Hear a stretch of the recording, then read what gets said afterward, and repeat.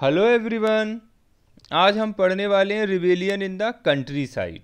Country side का मतलब होता है रूरल एरिया, ग्रामीण एरिया। रूरल एरिया में किस तरीके से रिबेलियन हो रहा था आज हम डिस्कस करेंगे।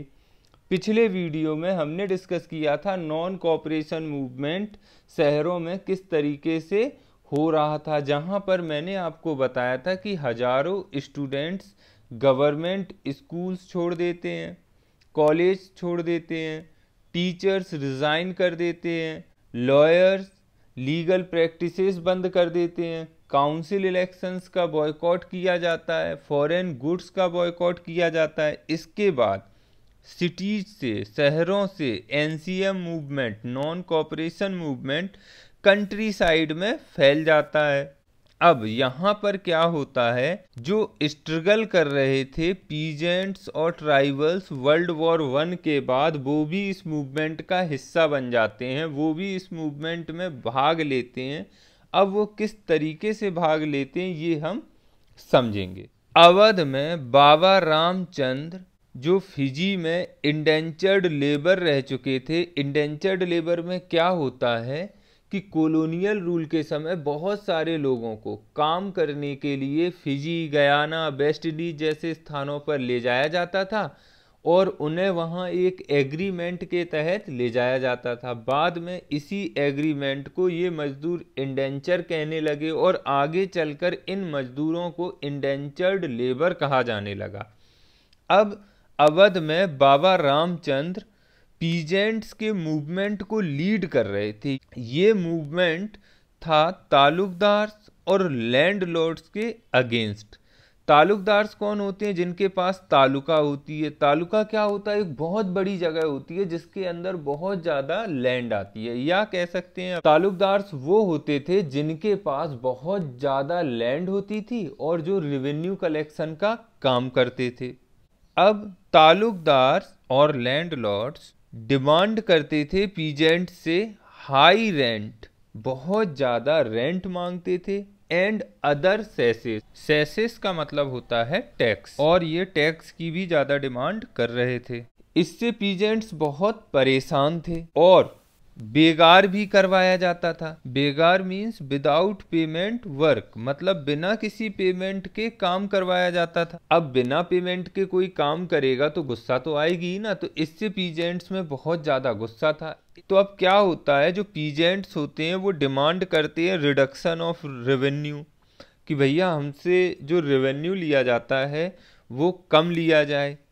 एबोलिशन ऑफ बेगार, बेगार को ख़त्म कर दिया जाए। जो ये विदाउट पेमेंट काम करवाया जाता है इसको पूरी तरीके से ख़त्म किया जाए। Social boycott of oppressive landlord, जो अप्रेसिव लैंडलॉर्ड हैं, जो ये जमींदार हैं जो परेशान कर रहे हैं, इनका सोशल बॉयकॉट किया जाए। नाई धोबी बंद ऑर्गेनाइज्ड बाय पंचायत, पंचायत के द्वारा नाई धोबी बंद ऑर्गेनाइज किया जाता है। और बार्बर, वाशरमैन अपनी सर्विसेज लैंडलॉर्ड्स को देने से मना कर देते हैं। ये बोलते हैं कि भैया जो बार्बर्स होते हैं वो बोलते हैं हम इनके बाल नहीं काटेंगे, वाशरमैन्स इनके कपड़े नहीं धोएंगे, मना कर देते हैं। इसके बाद क्या होता है, जून 1920 में जवाहरलाल नेहरू अवध के विलेजेस में विजिट करते हैं, यहाँ के लोगों से बात करते हैं and try to understand their grievance, उनकी क्या प्रॉब्लम है ये समझने की कोशिश करते हैं।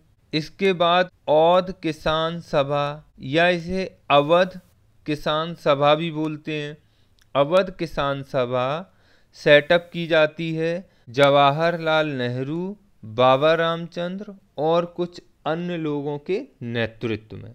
और विद इन अ मंथ, एक महीने के अंदर ही ओवर 300 ब्रांचेस, 300 से ज़्यादा ब्रांचेस इसके आसपास के रीजन के विलेजेस में सेटअप हो जाती हैं।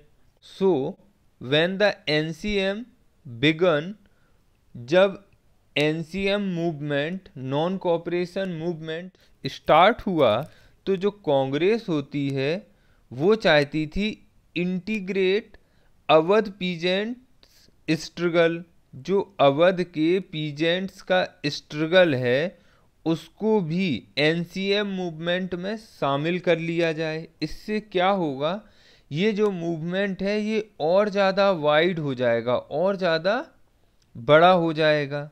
लेकिन जिस तरीके से पीजेंट्स मूवमेंट डेवलप्ड हुआ उससे कांग्रेस अनहैप्पी थी। अब ये मूवमेंट किस तरीके से होता है, इसमें क्या होता है, attack on taluqdars and merchants houses, taluqdars और मर्चेंट के घरों पर अटैक कर दिया गया। बाजार्स वर लूटेड, बाजारों को लूट लिया गया और अनाज के गोदामों पर कब्जा कर लिया गया।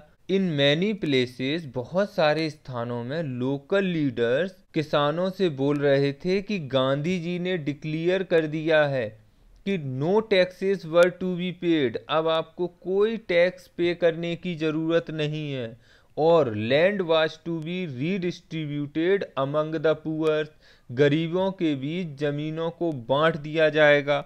और ये सब हो रहा था in the name of Mahatma Gandhi ji, ये सब महात्मा गांधी जी के नाम पर हो रहा था। अब देखते हैं कि जो ट्राइबल पीजेंट्स होते हैं वो गांधी जी के मैसेज को किस तरीके से इंटरप्रीट करते हैं और स्वराज के विचार का कुछ और ही मतलब निकाला, उसे हम समझेंगे। गुडेम हिल्स ऑफ आंध्र प्रदेश, आंध्र प्रदेश के गुडेम हिल्स में मिलिटेंट गुरिल्ला मूवमेंट हो रहा था। गुरिल्ला मूवमेंट में क्या होता है, गुरिल्ला वॉर होता है। इसमें क्या होता है, छुप कर अटैक किया जाता है कि सामने वाले को संभलने का मौका भी नहीं मिलता। तो जो ट्राइबल पीपल थे वो यहाँ पर गुरिल्ला वॉर कर रहे थे। क्यों कर रहे थे, क्योंकि वो ब्रिटिश गवर्नमेंट से परेशान हो चुके थे। क्यों परेशान हो चुके थे, इसको हम आगे डिस्कस करने वाले हैं। Government closed large forest area, government ने लार्ज फॉरेस्ट एरिया बंद कर दिया था। Preventing people to graze cattle and to collect fuel wood and fruits, जिसके कारण लोग अपने कैटल ग्रेज नहीं कर पा रहे थे, फ्यूल वुड और फ्रूट्स कलेक्ट नहीं कर पा रहे थे। दिस इनरेज्ड द पीपल, इससे लोग बहुत ज़्यादा गुस्सा गए थे, लोगों में बहुत ज़्यादा गुस्सा था। लाइवलीहुड्स अफेक्टेड, इनकी लाइवलीहुड बहुत ज़्यादा प्रभावित हो रही थी। ट्रेडिशनल राइट्स डिनाइड, जो ट्राइबल पीपल थे उनको ऐसा लग रहा था उनके ट्रेडिशनल राइट्स छीने जा रहे हैं। इसके अलावा government forced them to begar for road building, government force कर रही थी कि बेगार करो रोड बिल्डिंग के लिए, रोड बनाने के लिए। बेगार का मतलब होता है विदाउट पेमेंट वर्क। तो इससे लोग और परेशान हो गए थे, बहुत ज़्यादा परेशान हो चुके थे ब्रिटिश गवर्नमेंट से। तो अब क्या होता है, पीपल रिवोल्टेड, लोग रिवोल्ट कर देते हैं, विद्रोह कर देते हैं, क्योंकि उनके ट्रेडिशनल राइट्स छीने जा रहे हैं, लाइवलीहुड अफेक्टेड हो रही है, उनको कैटल ग्रेज नहीं करने दिया जा रहा है जंगल में, फ्यूल वुड और फ्रूट्स कलेक्ट नहीं कर पा रहे थे। तो लोग इससे परेशान हो चुके थे बहुत ज़्यादा, और पीपल रिवोल्टेड, ये रिवोल्ट कर देते हैं। अब इन लोगों को लीड करने के लिए एक बहुत ही इंटरेस्टिंग पर्सन आते हैं, Alluri Sitaram Raju. And Raju claimed of special powers, Raju का दावा था कि उनके पास स्पेशल पावर है, जैसे he could make correct astrological predictions, वो करेक्ट एस्ट्रोलॉजिकल प्रिडिक्शंस कर सकते हैं। हील पीपल, लोगों को ठीक कर सकते हैं, स्वस्थ कर सकते हैं। And he could even survive bullet shots, मतलब उन्हें बंदूक की गोली भी नहीं मार सकती। Raju talked of greatness of Gandhi ji, Raju Gandhi ji की ग्रेटनेस के बारे में बात किया करते थे। Inspired by the NCM, non cooperation movement, non cooperation movement से इंस्पायर्ड होकर Raju persuade people to wear khadi, Raju लोगों को खादी पहनने के लिए परसुएड करते थे। गिव अप ड्रिंकिंग, ड्रिंकिंग छोड़ने के लिए बोलते थे। But at the same time Raju asserted that India could be liberated only by the use of force not non violence. साथ ही राजू का कहना था कि भारत देश को आज़ाद कराया जा सकता है केवल फोर्स का यूज करके, नॉन वायलेंस से नहीं कराया जा सकता। इसका मतलब राजू वायलेंस को सपोर्ट करते थे। अब Gudem rebels attacked police station. Gudem rebels police station पर अटैक करते हैं। Attempted to kill British officials. British officials को मारने की कोशिश करते हैं। और इसके बाद गुरिल्ला वॉरफेयर जारी रखते हैं स्वराज के लिए। फिर क्या होता है, Raju was captured and executed in 1924। Raju को पकड़ लिया जाता है और 1924 में एग्जीक्यूट कर दिया जाता है। Over time became a folk hero, और राजू फोक हीरो बन जाते हैं। अब नेक्स्ट वीडियो में हम पढ़ेंगे Swaraj in the plantations. Thank you.